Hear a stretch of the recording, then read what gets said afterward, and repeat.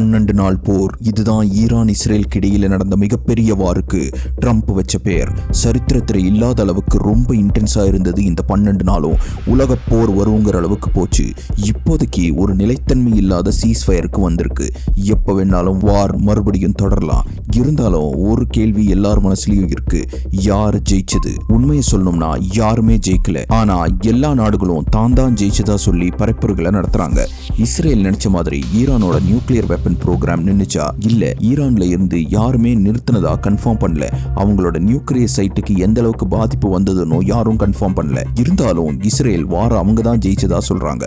Iran அவங்க மிகப்பெரிய super பவரை எதிர்த்து போராடினதாவும் அவங்களோட பீஸ்ஃபுல் நியூக்ளியர் சைட்ஸுக்கு எந்தவித பாதிப்பும் ஏற்படலன்னு சொல்லி அவங்க தான் ஜெயிச்சதா சொல்றாங்க. ஆனா இந்த வார் மூலமா மிகப்பெரிய ஆள் சேதமும் இன்ஃப்ராஸ்ட்ரக்சர் சேதமும் ஏற்பட்டது ஈரானுக்கு தான் அப்படிங்கிறது குறிப்பிடத்தக்கது. USA அவங்க தான் துல்லியமா ஈரானோட நியூக்ளியர் சைட்ஸ் அடிச்சு இந்த போரை முடிவுக்கு கொண்டு வந்ததா சொல்றாங்க.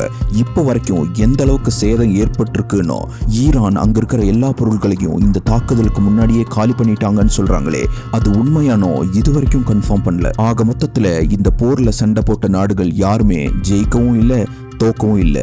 உண்மையிலே ஜெயிச்சது வெப்பன் மேனுஃபேக்சரர்ஸ், இந்த போர் மூலமா காசை உருவாக்குனவங்க. தோத்தது அப்பாவி மக்கள். உயிரை கொடுத்து டைரக்டாவும் அவங்க டாக்ஸ் பணம் எல்லாம் கரைஞ்சு போகிறத பார்த்து மனமுருகி இன்டைரக்டாவும்.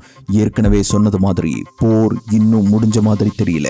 முடிஞ்சா மக்களுக்கு நல்லது, இல்லைன்னா மக்கள் தோத்துக்கிட்டே தான் இருக்க போறாங்க. நீங்க என்ன நினைக்கிறீங்க அப்படிங்கறத கமெண்ட்ஸ்ல ஷேர் பண்ணுங்க. பிடிச்சிருந்தா லைக் பண்ணுங்க, ஷேர் பண்ணுங்க, சப்ஸ்கிரைப் பண்ணுங்க. நன்றி.